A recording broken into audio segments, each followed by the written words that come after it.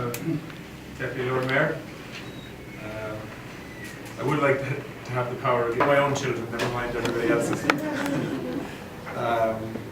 Of course, I'm delighted to be here in the Cork City Library.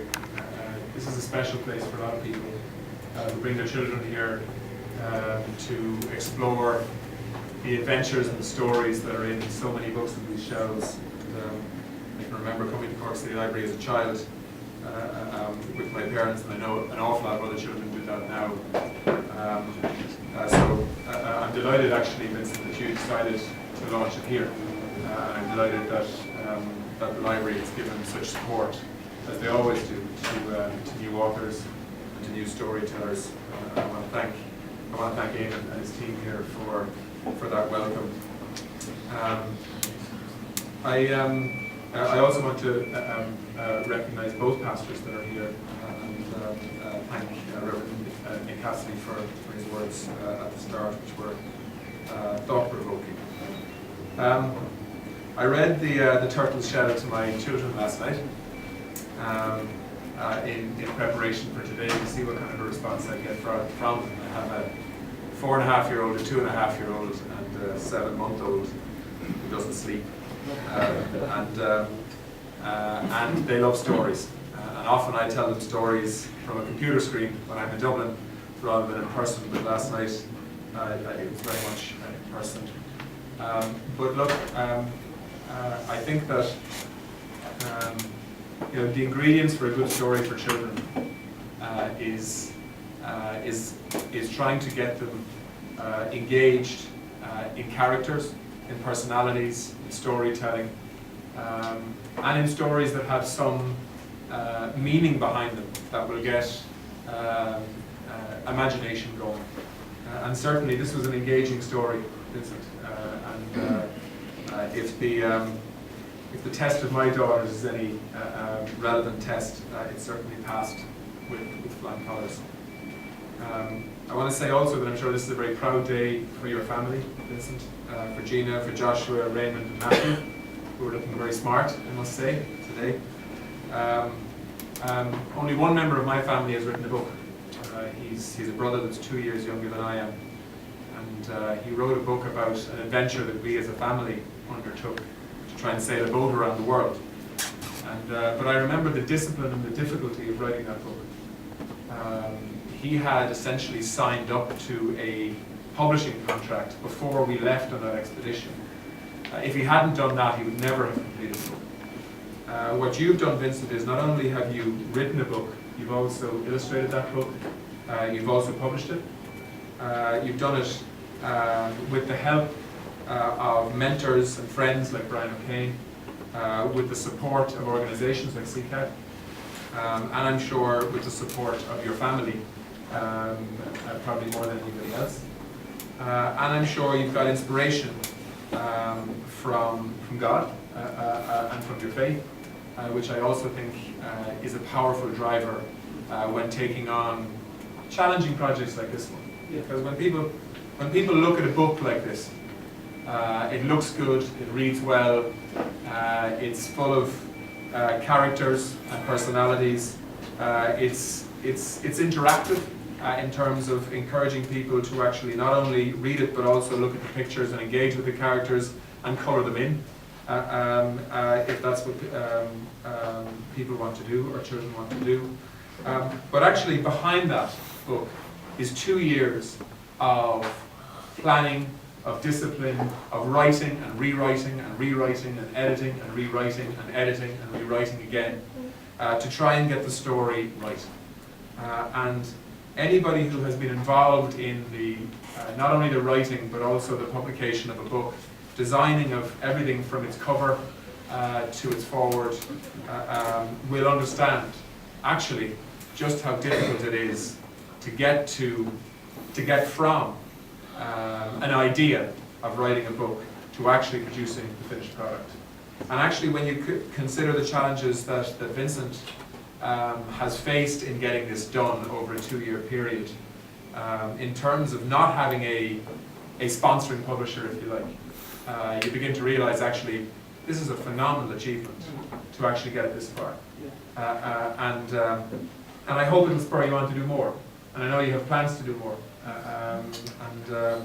So the characters of Toby, Lima, Zuli, and the others, in terms of African animals primarily, but I think African animals that Irish children can relate to, as well as African children, to be perfectly honest, because of their interaction through multiple media sources with tales from Africa, whether it's the Lion King or whether it's the Jungle Book or whatever it is. I think that these stories and these illustrations are as relevant to children in Carrigaline as they are to children in Nairobi. And I'm kind of proud as well that from an Irish perspective, we have a society now that is as multicultural and as open-minded as I'd like to think it is, to actually embrace authors like Vincent Eke. When I was growing up in Cork, when I was your age in Cork, I was 6, 7, and 8, I had a foster brother from Africa. And I can remember us walking through the streets of Cork, and literally he was the only black face in the city that we had encountered. Francis was his name. And how things have changed now. When I go to drop my daughter off to preschool, it is a multicultural setting now, with children learning language as well as new culture. It is also a multi-religious setting in terms of different perspectives on faith and so on. And that is an enriching, really good thing. And so the storytellers of today and tomorrow will be storytellers that bring that richness, that diversity, that difference of opinion and outlook, perhaps, to get us all thinking in a more open, broad-minded way around challenging ourselves. And I think this story actually is a lot more than just a story about animals who are trying to find their way in the world, trying to feed themselves, who are disgusted when they find out that their friends essentially have been hoarding food from everybody else when everybody was hungry, and they're angry about that. It's an interesting story about selfishness. It's an interesting story about the need to share. It's an interesting story about the sense of community that can be undermined if people start to do their own thing and forget about their neighbours and friends, or classmates if they're in school. It's a little bit like if you go to school and you have 2 or 3 people who've forgotten to bring their lunch, and nobody else shares their food because they just want to look after themselves. It gets people thinking about the need for thinking about other people, and friendship, and keeping communities together when some people may be going through a difficult time. And the different animals that bring different perspectives to that story. So I think poor old tortoises get a bit of a bad reputation out of this. But I suppose without villains, the rest of us don't learn lessons. And in some ways this story is a bit of a parable, if you like.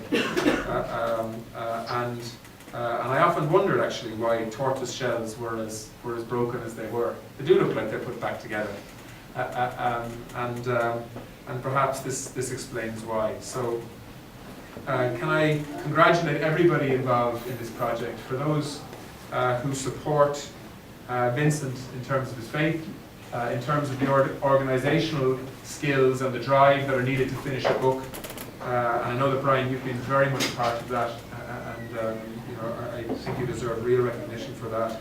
In terms of Vincent's family, who I'm sure wanted him to forget about this project on loads of occasions.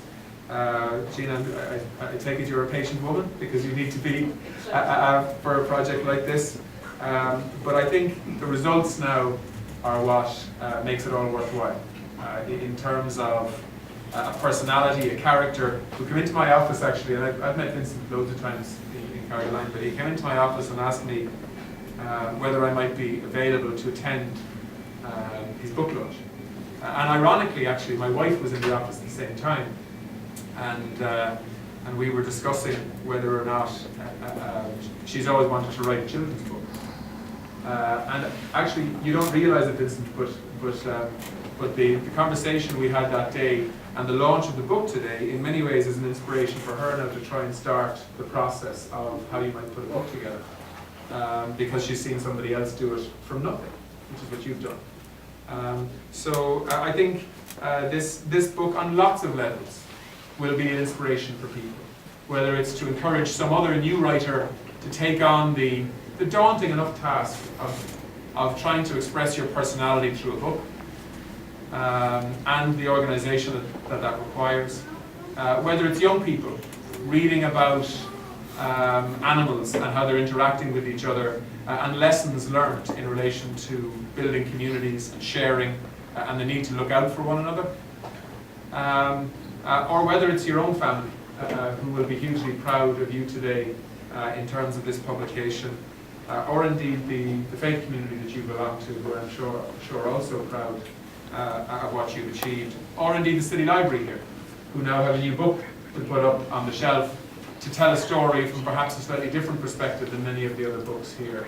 On lots of levels, this book is significant, and I'm delighted to be playing a small part in officially launching it. So well done to everybody. Read the book, buy the book, support Vincent as an author in this book and the future books that I know he will write and publish and produce.